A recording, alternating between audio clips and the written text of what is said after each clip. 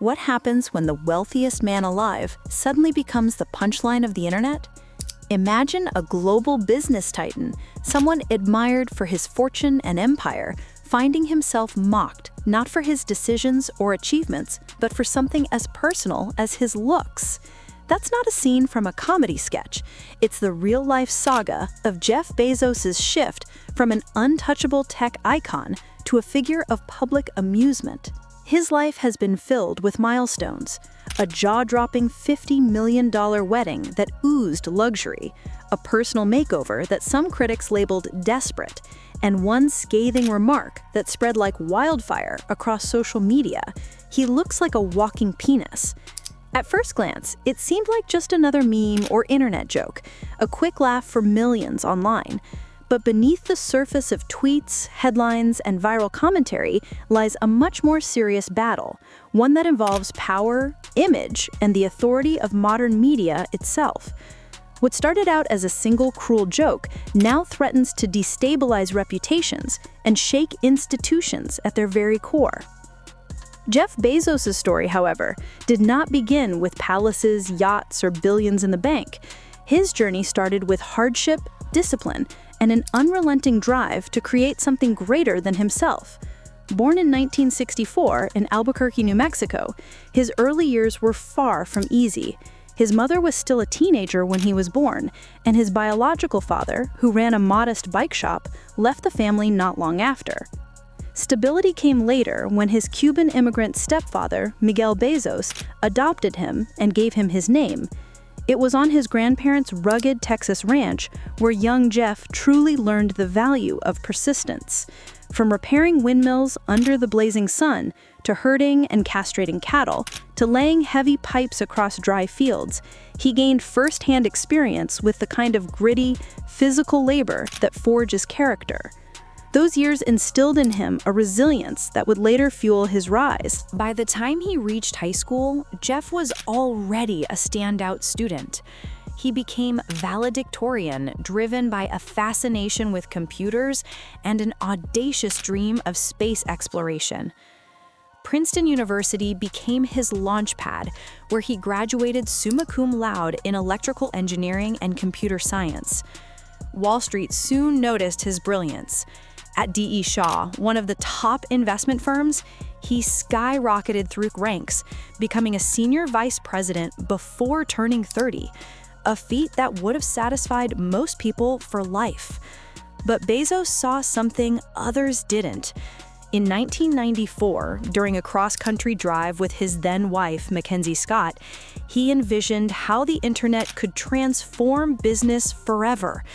Taking the risk of a lifetime, he walked away from Wall Street security and started Amazon in a modest garage.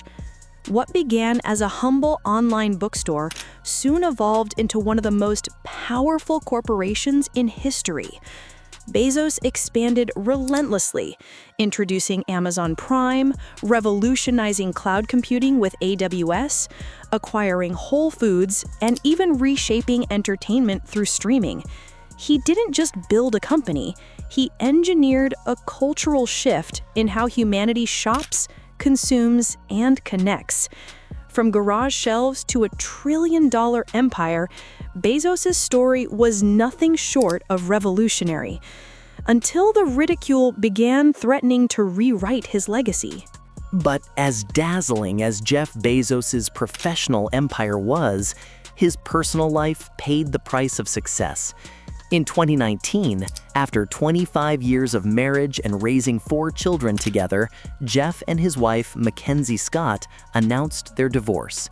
The separation wasn't just another billionaire breakup, it unfolded under the heavy shadow of rumors about an extramarital affair. And then came Lauren Sanchez, a striking presence. Lauren wasn't just a former TV anchor, she was also an accomplished helicopter pilot and an entrepreneur in her own right. Their relationship instantly became front-page news, the kind of love story that tabloids thrive on, complete with whispered rendezvous, paparazzi snapshots, and glamorous trips. Almost overnight, Jeff seemed to reinvent himself. He hit the gym, adopted a sculpted, muscular appearance, and began projecting a bold new image. Was this transformation a natural reflection of love and happiness? Or was it a calculated midlife reinvention staged for the world to see? The question lingered, especially when, in 2023, Bezos proposed to Lauren aboard his $500 million super yacht, Koru, presenting her with a breathtaking 20-carat diamond ring. The spectacle screamed extravagance, setting the stage for what was dubbed the wedding of the century. That wedding finally unfolded on June 27, 2025 in Venice, a city wrapped in equal parts secrecy and grandeur. The numbers themselves left people stunned. The final price tag came in at a jaw-dropping $50 million, despite early reports that understated it at just $5 million. Insiders revealed the truth. It was a 3-day marathon of pure opulence. Guests were welcomed with pre-wedding celebrations at the legendary Greedy Palace. The vows were exchanged on the enchanting island of San Giorgio Maggiore, and the after-party spilled into piazzas closed entirely to the public. The guest list alone read like a Hollywood meets Wall Street dream. Leonardo DiCaprio was spotted gliding in on a gondola. Elon Musk raised a toast with glasses of rare vintage wine. Ivanka Trump dazzled in couture that turned heads at every corner. The menu didn't hold back either. Russian caviar, Italian white truffles, and champagnes that had been aging since Napoleon's era. Lauren herself stunned the world in a custom Oscar de la Renta gown that glittered with diamonds sewn into the very fabric, catching the light like a sky full of stars. Bezos, ever the polished groom, wore a sharp Tom Ford tuxedo, his smile fixed for the cameras. But whispers from inside the celebrations suggested that not everything was as seamless as the glossy photos made it seem. Behind the scenes, guests complained of chaos. Overbooked hotels that left some scrambling for rooms, shuttles running late, and plates of gourmet food that arrived at tables already cooling. One attendee candidly remarked, "It felt less like a wedding and more like a carefully planned PR event, a performance, not a personal love story." This raised the larger question. Was their union truly built on love, or was it a calculated alliance of status and power? Lauren, after all, had once built her own career through determination, climbing out of humble beginnings. But now she was firmly embedded in Bezos's elite circle of influence. Their romance had started under scandalous circumstances, with both leaving their spouses for one another. Vogue painted it as a passionate, grand love affair. Yet critics pointed out the hypocrisy of such framing. On Bezos's yacht, Lauren danced carefree in crop tops, mingling with celebrities like Leonardo DiCaprio and even Queen Rania of Jordan. The glamour was undeniable, but so was the backlash. When pressed about their extravagant carbon footprint, the endless private jet flights, the massive yachts, the non-stop indulgence, Lauren brushed aside the criticism. "We're focused on long-term climate impact," she claimed. "The $10 billion climate pledge is only the beginning." And when a reporter directly asked whether Jeff's enormous yacht truly ran on sustainable wind power, Lauren's only response was a single word: magical. To many watching, the excess was overwhelming, a dizzying display of wealth parading as virtue. But what the cameras and glossy magazines didn't show was that this glittering fairy tale was already beginning to crack. The stage was set for conflict, and into that picture stepped Megyn Kelly, a media powerhouse with a reputation for fearlessness and a sharp tongue, prepared to pierce through the glamour and strike at the heart of Bezos's carefully crafted image. What started out as a seemingly lighthearted conversation about celebrity makeovers spiraled into something far bigger, a cultural flashpoint that dominated headlines and social media. At the center of it all was Megyn Kelly, the hard-hitting former anchor of Fox News and NBC, famous for her no-nonsense delivery and sharp, often controversial commentary. Kelly was reviewing before and after photos of Jeff Bezos when she delivered a line that would instantly ignite the internet. With a smirk and unapologetic bluntness, she declared, "He looks like a walking penis. I'm sorry, but that's what he looks like, a walking penis." Within minutes, the clip spread like wildfire. Social media platforms, most notably Twitter, now rebranded as X, exploded with memes, jokes, and viral threads. Some users laughed uncontrollably, others expressed outrage, but everyone seemed to be talking about it. And Megyn didn't retreat. Instead, she doubled down on her remarks, repeating that Bezos gave off unmistakable penis vibes. She mocked his rounded bald head, describing it as unnaturally smooth and overly tight, the kind of look that suggested more than just hours in the gym. She speculated freely, musing aloud whether his transformation was purely the product of exercise, or if Botox, fillers, or even surgical enhancements had played a role. Jennifer Aniston swears by drinking water, but with Jeff, let's just say I suspect other things happened. Yet her attack wasn't limited to Bezos' appearance. Kelly pivoted to his public statements, seizing on moments when his words had rubbed critics the wrong way. She replayed his infamous post-Blue Origin speech, where Bezos thanked Amazon employees and customers for paying for his private space adventure. To many, those words had landed like a slap in the face, especially warehouse workers and delivery drivers struggling to make ends meet while their billionaire boss soared into the stratosphere. Progressive politicians like Alexandria Ocasio-Cortez had already slammed the remarks as a tone-deaf display of privilege. "We break our backs for pennies while he blasts off into space," critics argued. "It's beyond insulting." Kelly framed it even harsher, describing his attitude as pure arrogance. "Stomach-turning," she said, her voice dripping with disdain. She didn't stop there. The highly publicized wedding in Venice? To Kelly, it wasn't romance, it was theater. She dismissed the entire affair as a billion-dollar delusion, a middle-aged billionaire's fantasy dressed up with diamonds and designer gowns. Turning her sharp eye toward Lauren Sanchez, she added a cutting remark. She was naturally stunning before, but now, altered. Kelly used the couple as a cautionary tale about excess, suggesting that their obsession with image and reinvention was proof of vanity run amok. On the subject of plastic surgery, she offered a biting warning. A little might enhance beauty, more might seem better, until suddenly it isn't. But perhaps the most striking element of Kelly's commentary was how intentional it felt. This wasn't idle gossip whispered at a dinner table. It was a direct, calculated strike against one of the most powerful men in the world. Kelly had built her career on high-profile confrontations, whether sparring with Donald Trump on live television or weathering her own stormy exit from NBC. And she knew exactly how to land a punch that the world would hear.